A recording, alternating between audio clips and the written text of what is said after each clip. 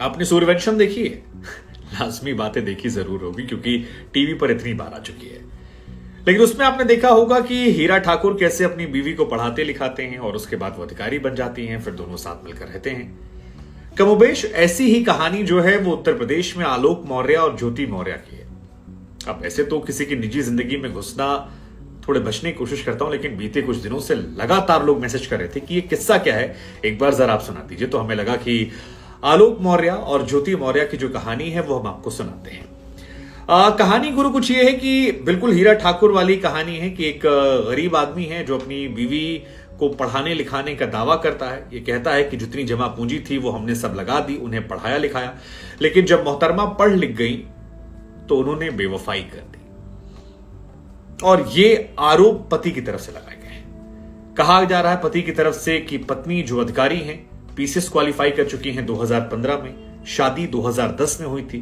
10 में शादी होने के बाद उन्होंने सार्वजनिक तौर पर भी अपनी शादी का क्रेडिट जो है, शादी के बाद पढ़ाई और उसके बाद ये जॉब का क्रेडिट ससुर जी को दिया था, पति को दिया था।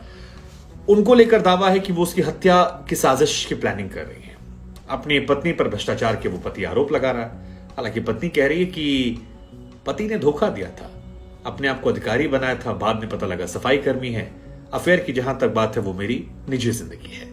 तो ये इस कहानी का मोटा मोटा लब्बो-लुआब था। लेकिन इस कहानी के अंदर की बातें बाहर तब आई जब स्क्रीनशॉट्स आने लगे। स्क्रीनशॉट निकल कर आए जिसमें एसडीएम मोहतरमा जो हैं वो किसी व्यक्ति से बात कर रही थी और उसमें थोड़े से प्यार इजहार और एक दूसरे से मिलने मिलाने और बहुत सारी प्राइवेट बातें जो हैं वो निकल कर आ रही थी।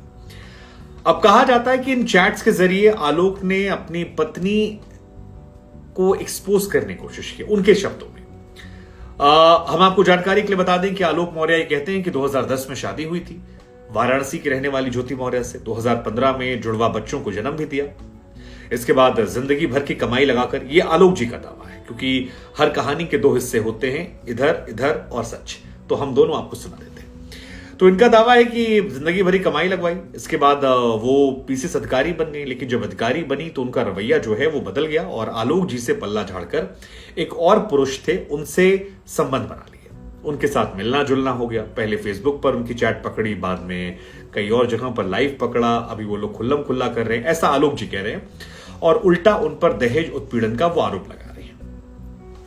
आलोक के शब्दों में माने तो 2020 में ज्योति जो अधिकारी है उनकी जान पहचान गाजियाबाद में तैनात जिला कमांडेंट होमगार्ड से हो गई और इन दोनों ने बातचीत शुरू कर दिया। उन्हें लगा कि शायद अधिकारी पत्नी है तो अधिकारी तो बात करते ही हैं, लेकिन बाद में कहानी जो निकली उसने उनको, लेकिन इसके बाद जो कहानी निकली आलोक कहते हैं उसने मुझे भौचक्का कर दिया। आलोक के शब्दों में माने तो 2022 में उनके घर में उनका मोबाइल फोन जो है वो रखा हुआ था और इनकी जो अधिकारी बीवी हैं वो अपना लॉगिन करके फोन भूल गई थी। यहीं पर जनाब उनके मोबाइल में घुसते हैं, मैसेज पढ़ना शुरू करते हैं और फेसबुक पर जब मैसेजेस पढ़ते हैं तो ये कहते हैं मेरी आंखें फटी रह जाती हैं क्योंकि अधिकारी जो थी वो अश्लील चैट्स कर रही थी अपने लवर के साथ। अब अश्लील क्या, जब आप किसी से प्यार करते हैं तो आप जो चैट होती है वो पति के लिहाज से अश्लील, जाहिर सी बात होगी। वो कहते हैं इसको देखकर मेरा माथा ठनक गया। इसके बाद मैंने पत्नी से लड़ाई की, मैंने कहा आपने ऐसा क्यों किया मेरे साथ, तो उन्होंने मुझे धमकी दी और कहा आपको जेल भेज देंगे। ये मुख्य कहानी है। इसके बाद इन्होंने कहा कि ये सब मत करना। फिर आलोक कहते हैं कि दिसंबर 2022 में मैंने अपनी पत्नी को लखनऊ में एक होटल है मैरिट होटल, वहां पर उस होमगार्ड के साथ रंगे हाथों पकड़ा, जिसके बाद इन दोनों के बीच सफाई देने लायक कुछ नहीं था। दोनों ने हमला किया। वो कहते हैं कि मैं अपनी जान बचाकर भागा। ये भी कहते हैं कि मुझे कहा गया कि तलाक दे दो। मैं तलाक देना नहीं चाहता था, लेकिन मेरी पत्नी ने मुझ पर फोन करके दबाव बनवाया और ये कहा गया कि अगर तुमने तलाक नहीं दिया तो फिर तुम्हें दहेज उत्पीड़न और कई और धाराओं में फंसा दूंगी और तुम्हें जेल में डलवा दूंगी। वो कहते हैं कि दहेज उत्पीड़न का मामला 376 मुझ पर दर्ज भी कराया गया है, थाने में डालने की बात कही गई है। बहुत सारी मैंने कोशिशें की, लेकिन अब मैं परेशान हूं, इस वजह से ये सारी चीजें मैं सार्वजनिक कर। इसके अलावा आलोक जो है वो अपनी पत्नी ज्योति के पर भ्रष्टाचार के भी आरोप लगा रहे हैं। आप कह सकते हैं कि वो कोशिश कर रहे हैं कि तरह तरह से उन्हें एक्सपोज करते, उन्हें भ्रष्टाचार की बात कहकर एक डायरी जो है वो भी सार्वजनिक की है, जिसमें दावा किया है कि बहुत सारे पैसे जो हैं वो हर महीने वसूलती हैं और जहां जहां वसूलती हैं उनको लेकर सामने रख दिया गया है। कहा जा रहा है कि उसको लेकर भी जांच पड़ताल जो है वो शुरू होने वाली है। 2015 में जो पीसीएस परीक्षा हुई थी तो ज्योति ने 16वीं रैंक हासिल की थी और ये अपने आप में काफी बड़ी रैंक है। गौर करने वाली बात है कि इन्होंने अपना पूरा श्रेय जो है वो दिया था अपने पति के पिता को। तो कहा कि उनकी वजह से उन्होंने प्रेरणा दी और हमें ये क्वालिफाई कर पाई। 13 साल पहले इनकी शादी हुई थी और इनकी फिलहाल 2 बेटियां हैं। रायबरेली शुगर फैक्ट्री में तैनात पीसीएस अधिकारी हैं।